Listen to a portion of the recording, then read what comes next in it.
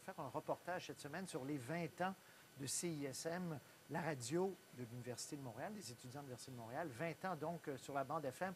Je ne ferai pas semblant que je présente cette nouvelle-là en étant dissident. J'ai fait partie et j'ai été très chanceux de faire partie de la première équipe de cette radio-là, l'Université de Montréal, en 1985, avant qu'elle soit FM. Alors, donc, une radio qui fait découvrir beaucoup de jeunes groupes québécois, entre autres. Alors, Solveig Miller nous dresse l'histoire de CISM. 1, 2, 3. Je suis allée essayer un nouveau sport. On Merci. poursuit maintenant en musique avec Orange Orange. Salut, c'est ISM, c'est Yann Perrault. Joyeux anniversaire! Une surprise!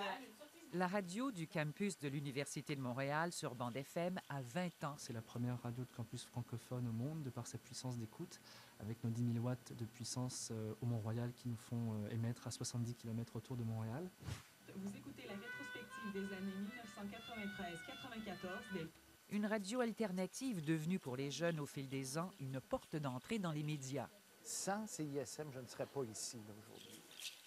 Patrice Roy a été le tout premier animateur en ondes à CISM. C'est le moment où j'ai été le plus nerveux avant une émission. C'est avant la première émission de l'histoire de CISM. J'étais avec Pierre-Louis Smith, qui est vraiment le fondateur de cette radio-là. Le projet, c'était d'avoir finalement, dans une université francophone, une radio propriété des étudiants qui émettent sur la bande FM et qui rejoignent le plus d'étudiants possible. Parlez-nous tout d'abord d'un œil différent qui est une exposition. C'est un tremplin formidable pour apprendre ma carrière, apprendre mon métier, être en ondes, en direct, c'est vraiment spécial. Il y a une adrénaline et une énergie. Je suis comme perdue dans mes notes. Le directeur des programmes a besoin de 150 bénévoles par semaine qui se relaient pour faire vivre les 80 émissions de la station. À chaque saison, il recherche de nouveaux projets. La porte est ouverte à tous, pas seulement aux étudiants. On fait ça bénévolement, c'est par passion, parce que j'aime la musique. Depuis la fin de mes études, j'ai pas vu de raison pour arrêter. C'est un lieu de liberté. On peut parler de tout ce qu'on veut tant que c'est bien fait. Ici, la régie, avec toujours du matériel professionnel. Ça fonctionne, on les forme.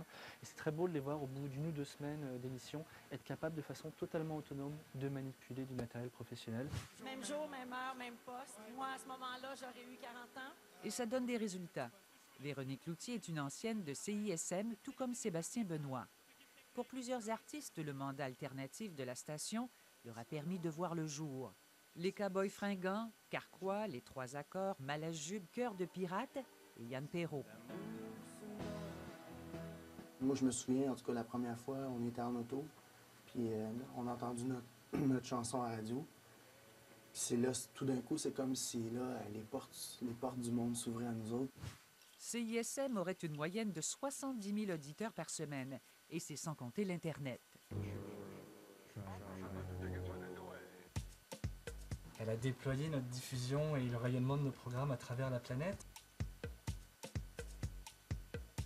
On a certaines émissions, c'est assez original pour le signaler, qui sont téléchargées jusqu'au fin fond de l'Afrique, de l'Asie, de certains pays en Russie.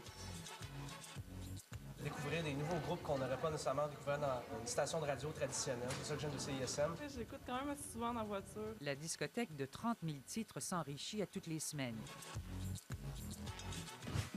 J'ai rien à offrir à part trouver tes excuses, tu me fais bien rire.